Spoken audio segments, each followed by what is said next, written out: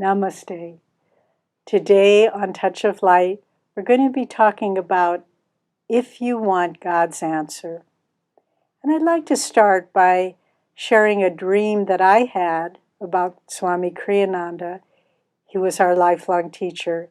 He passed away in 2013, but we had been with him for almost 50 years at the time, so he was such a deep part of us. And in this dream, I hadn't realized that he had left the body, and I was missing him a lot. And I thought, oh, I haven't seen Swami for such a long time. Maybe I should go down to his house. So I went there, and he was sitting quietly on the lawn.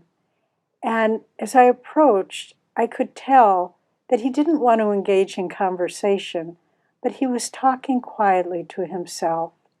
In the many years that we were with Swamiji, so many of the projects that he undertook didn't really come to the fruition that he wanted them to. But in the dream, he was sort of talking quietly to himself, but loud enough so that I could hear. And I began to realize that he was talking from the vantage point of the future. And he was so satisfied because he was saying, you know, Ananda Yoga really redirected the course that Hatha Yoga was taking in the world, making it more of a spiritual practice.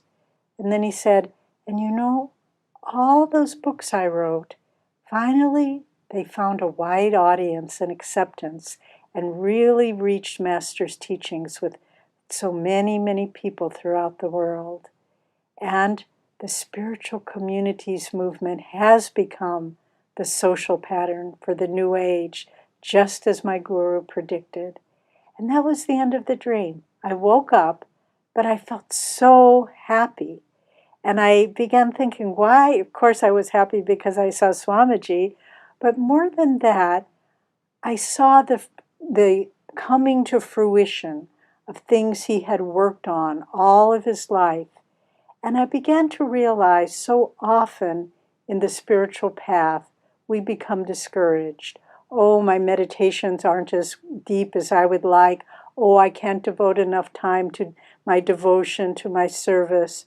But I began realizing if we just keep trying, everything will come to fruition. So if we want God's answer, the secret is not brilliant, amazing, complicated things.